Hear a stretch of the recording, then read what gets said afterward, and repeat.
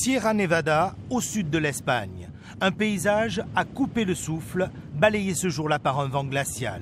Nous sommes à 2300 mètres d'altitude, au centre sportif de haute performance, le plus haut d'Europe.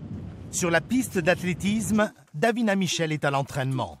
La championne martiniquaise entame sa dernière ligne droite avant le rendez-vous le plus important de sa carrière, Paris 2024. J'ai hâte de représenter la France, de représenter mon pays, la Martinique. Donc non, pour l'instant, c'est de l'excitation. Dans quelques mois, ce sera le stress et peut-être même à certains moments de la peur. Mais j'ai l'habitude et je vais surmonter tout ça. Davina est allée chercher sa qualification à la force de ses points en juin dernier en Pologne.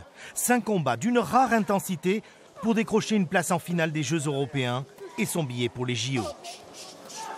Sélection, c'est quand tu es la numéro 1 française et que tu vas directement au jeu, c'est ta fédération qui te choisit pour aller au jeu.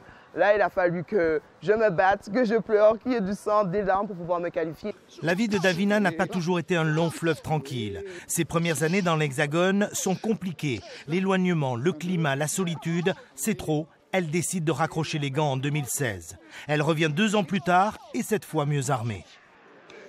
Si dans la tête on est serein, sur le ring aussi. Davina remporte 3 titres de championne de France, mais elle n'est pas encore prête pour les JO de Tokyo. Elle met alors le cap sur Paris 2024 et entre dans l'histoire de la boxe martiniquaise. C'est vraiment une fierté, c'est la chose dont je suis la plus fière.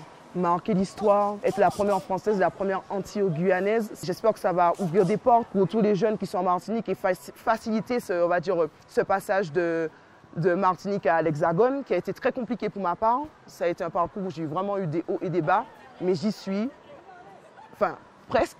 Presque, mais pas tout à fait. Il reste encore une étape, sans doute la plus difficile, monter sur la plus haute marche du podium olympique.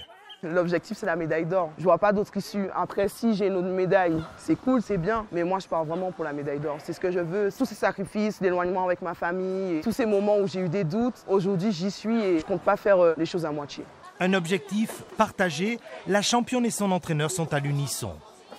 Quand on est vice-championne d'Europe, médaillée au championnat du monde, on ne peut viser autre chose qu'une médaille aux Jeux Olympiques. Alors après, la couleur de la médaille dépend de plein de petits facteurs, mais assurément, nous y allons pour atteindre une médaille et viser la plus belle des médailles. Réponse, le 1er août sur le ring de l'Arena Paris-Nord de Villepinte, devant 6000 spectateurs.